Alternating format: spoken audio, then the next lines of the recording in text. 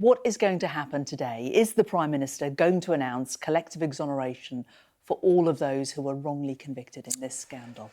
Well, it's something we're working on now. These are very complex issues because Parliament is independent of the courts, or the courts are independent of Parliament. So Parliament interfering with the judicial process is a very significant step.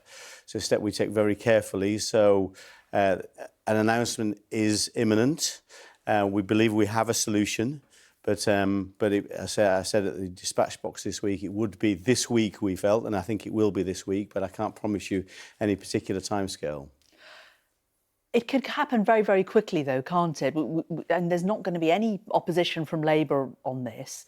I mean, wouldn't it be a failure of the government if this wasn't announced and got through this week? Well, that's exactly what we want to do. I think the difficulty here is we opened the door for compensation for people with overturned convictions. There was about 980 of them. We thought a lot would come forward. There's only been 93 successful convictions overturned so far. That's not enough. We're not happy with that. We want to accelerate that. There is two ways to go through that. Is either a case-by-case basis, which is very long-winded, or we do this en bloc, and that's what we're looking at. But I say it's a very significant step. But the key to this is once you've overturned the convictions, people can get access to compensation very, very rapidly. Remember, we've already compensated 64% of the 3,500 postmasters that have been affected, 64% of those, but there are still a lot waiting for money, quite understandably, and one of the keys to this is overturning those convictions. So we're very, very tempted by the prospect to overturn all the convictions en bloc, and then people can decide to have a full assessment of their loss, or they can take a fixed sum award of £600,000 without even having to complete a claim. So it's a rapid route to compensation that we introduced some months ago. So that's a really good opportunity for people to draw a line under this and move on. We know people want to do that. And we think a combination of overturning those convictions without them having to do anything and paying that amount very rapidly will attract more people into the process. And you say that the talks are going on. Would the mass quashing of all the convictions be the solution that you would want to see? Well, certainly it's one thing we're still looking at. Of course we want to do this rapidly. What are the other options? The other option, you do it on a case-by-case basis, and you try and do that more rapidly. It's going to take a long time. Precisely. And that's what we've been wrangling with over this last few days with the Justice Secretary, with the Prime Minister. We've been in detailed conversations, and as you know, different legal minds have different perspectives. So you have different people with a legal background in Parliament. We've got plenty of those in Parliament, have a certain perspective, and with other people saying different things, whether this is a good idea or not to interfere with the judicial process. It's not something we do every day, and something we try and avoid doing completely. But we know there's a real need for this right across the piece. So we want to do something that is very, very rapid. Clearly, that's the most rapid solution. You believe you've got a solution? Has a decision been made? It hasn't been finalised yet. No. So we're still in the detailed discussions. But we're very, very close. And but might it be sorted by lunchtime? The Prime Minister's due up for Prime Minister's questions. I can't possibly speculate on that. But it will be this week. OK, this week, but not necessarily today. That's right. OK. Fujitsu. Yeah.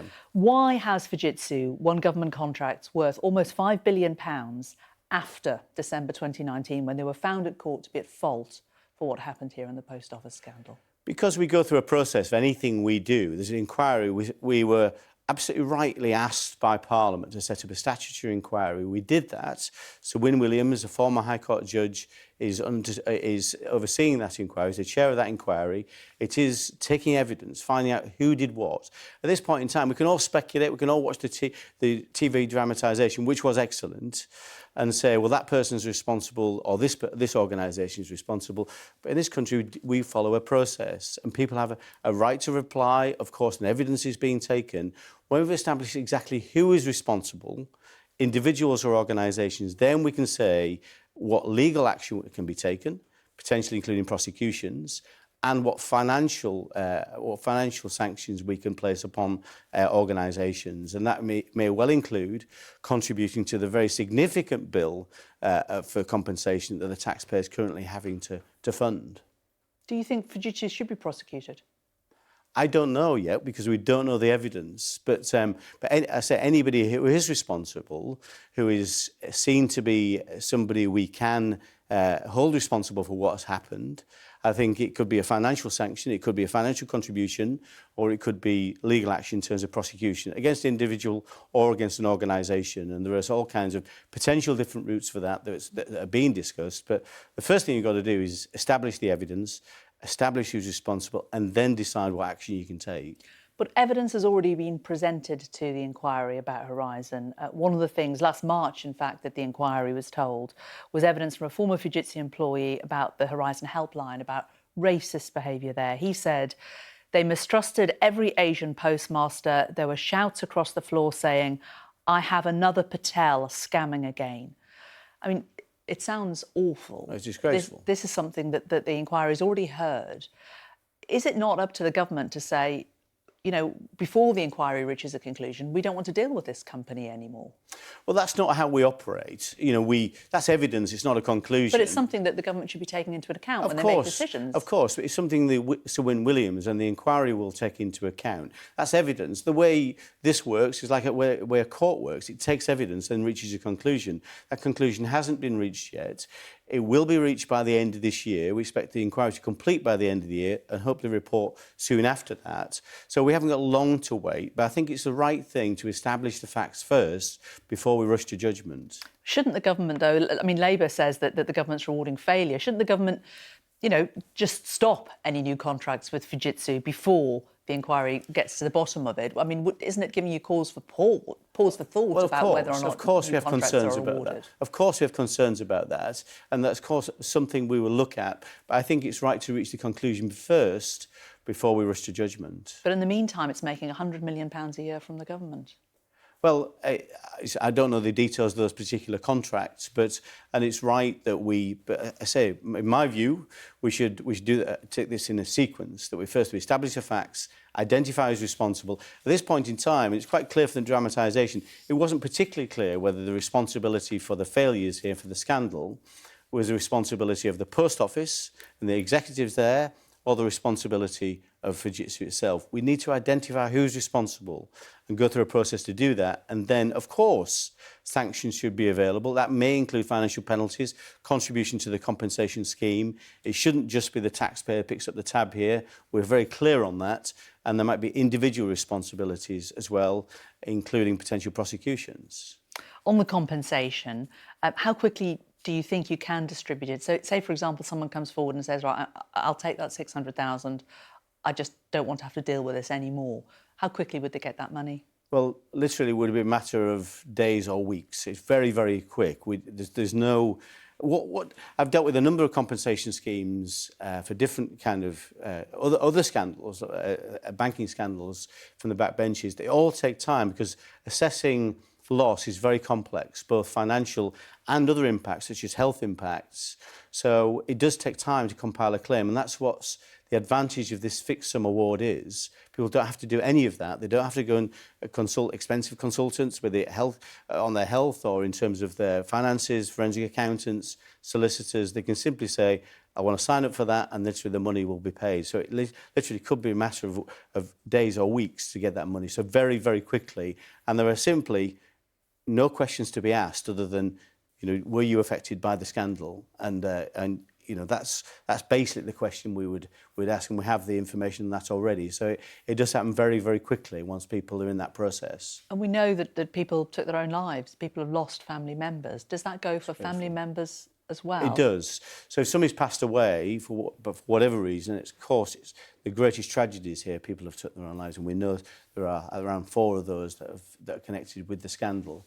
But I think over 60 people were affected by the scandal have passed away before they've got compensation, which again is another tragedy. It's unforgivable, isn't it? It absolutely is.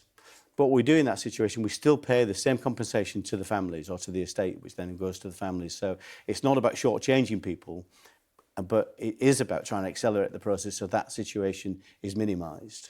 And we talked to one of the lawyers representing people who've gone through this, and he said he was aware that there were a lot of people out there who still haven't come forward because they're just embarrassed at being involved in this. What would you say to those people? Please come forward. We're trying to make this as easy as possible, as pain-free as possible, as simple as possible, The good thing is, from the dramatisation, I heard yesterday, 130 people had come forward to one of the key solicitors in this, Hudgell's solicitors. So it's good that people are coming forward. I've had a number of correspondences from people who have been affected by this as well that we passed on to our team. So people can come through to us, or they can come through to by whatever source, or through to the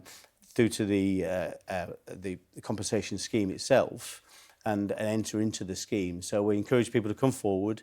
Process will be quick. We've got some other measures we're looking at to accelerate other parts of the compensation scheme, because the people involved in the court case, the group litigation order, that's a new compensation scheme as well. That's only settled about 20 odd so far, the 490 people affected by that scheme. We're very keen to make sure those people are settled quickly as well. Those claims are settled quickly as well. We've got some ideas about how we'd accelerate that too.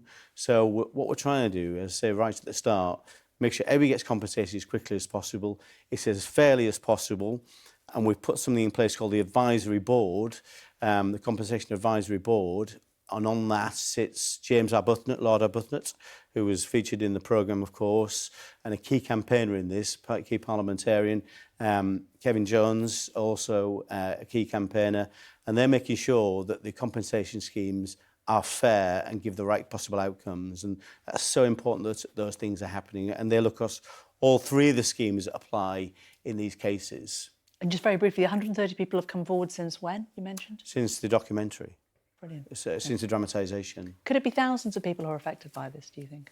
We think about 3,500, and some of those people have not come forward. There may be other people in some of the schemes who have simply lost out by having to put money in the till and haven't said anything yet. So we encourage anybody, if you feel you've been affected by the Horizon scandal, please come forward.